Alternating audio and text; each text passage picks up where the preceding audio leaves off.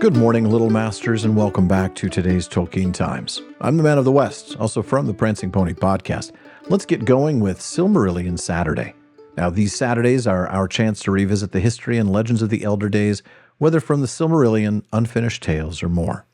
And today, we continue the Akallabeth in the Silmarillion, where Amandil loses his status, Ar-Pharazôn loses his mind, and Isildur nearly loses his life.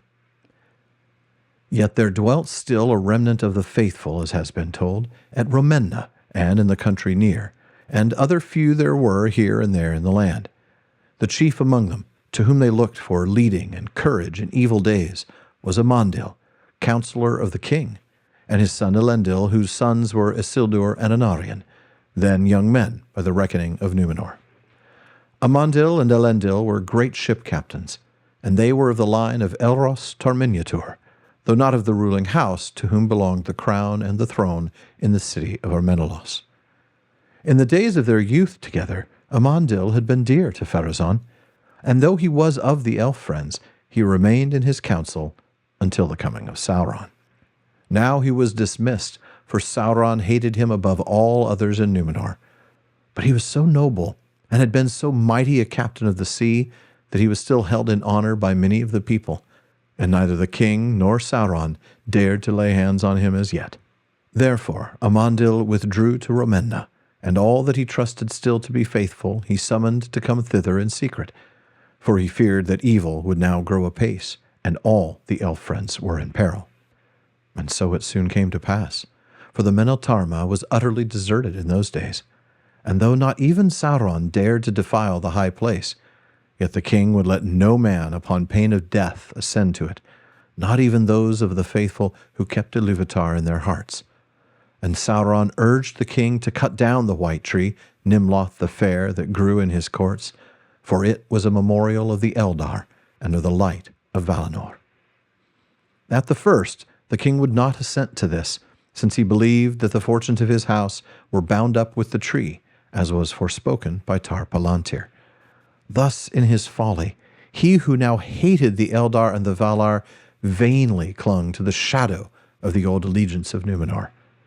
But when Amandil heard rumor of the evil purpose of Sauron, he was grieved to the heart, knowing that in the end Sauron would surely have his will.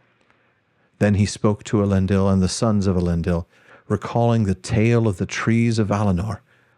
And Isildur said no word, but went out by night and did a deed for which he was afterwards renowned. For he passed alone in disguise to Armenelos, and to the courts of the king, which were now forbidden to the faithful, and he came to the place of the tree, which was forbidden to all by the orders of Sauron, and the tree was watched day and night by guards in his service. At that time Nimloth was dark and bore no bloom, for it was late in the autumn, and its winter was nigh. And Isildur passed through the guards, and took from the tree a fruit that hung upon it, and turned to go. But the guard was aroused, and he was assailed, and fought his way out, receiving many wounds. And he escaped, and because he was disguised, it was not discovered who had laid hands on the tree.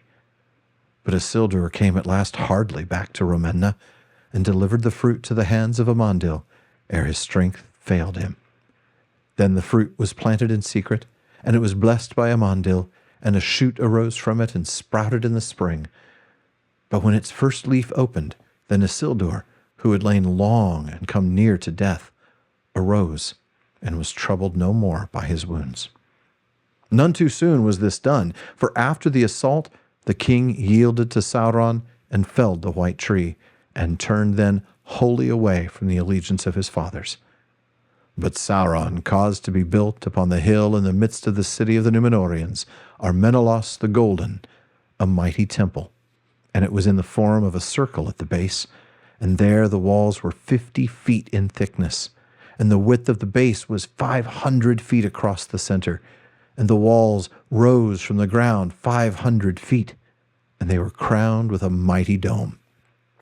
And that dome was roofed all with silver, and rose glittering in the sun, so that the light of it could be seen afar off. But soon the light was darkened, and the silver became black. For there was an altar of fire in the midst of the temple, and in the topmost of the dome there was a louver, whence there issued a great smoke. And the first fire upon the altar Sauron kindled with the hewn wood of Nimloth, and it crackled and was consumed. But men marveled at the reek that went up from it, so that the land lay under a cloud for 7 days, until slowly it passed into the west.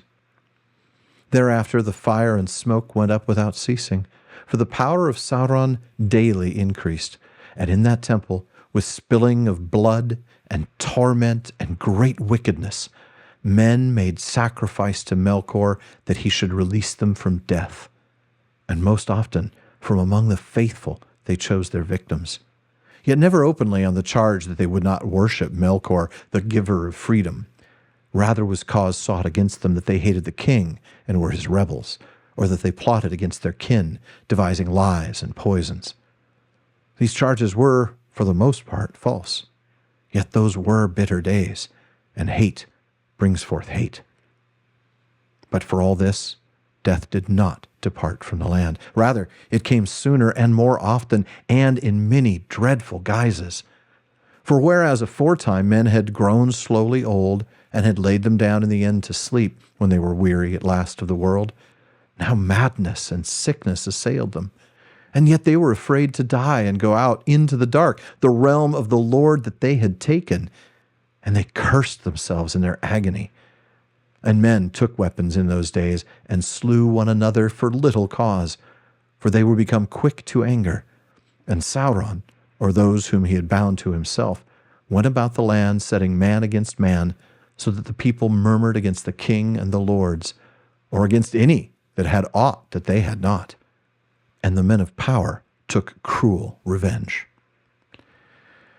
Well, we spent Wednesday looking at the names of these 4 faithful men, Amandil, his son Elendil, and his sons Isildur and Anarion. Today we get to look at some of their deeds, especially the deed of Isildur.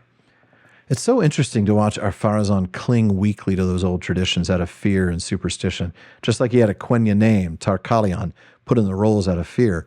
Here he won't initially agree with Sauron's urging to destroy Nimloth, the white tree that was a memorial of the Eldar. It seems like the last thing Pharazôn would want to see on a regular basis. It's just a reminder that Númenor were once friends with the Eldar. But he just can't bring himself to go along with this guy, not yet. Even though, as we read last week, he was openly worshiping the dark and Melkor the Lord thereof. But that intellectual tightrope is something Amandil clearly sees, and he knows that Nimloth's time is limited. When he tells his son and grandsons about this, Isildur goes and does the thing. And I know we don't talk about Rings of Power very much on this show. That's why I have the Rings of Power wrap-up. But I got to say, I sure hope we get to see this moment in the show. Season 4, most likely, I would guess. Anyway, what a courageous thing to do, and Isildur nearly pays for it with his life. A good thing he did it too, though, as Sauron finally convinces Pharazôn to cut it down.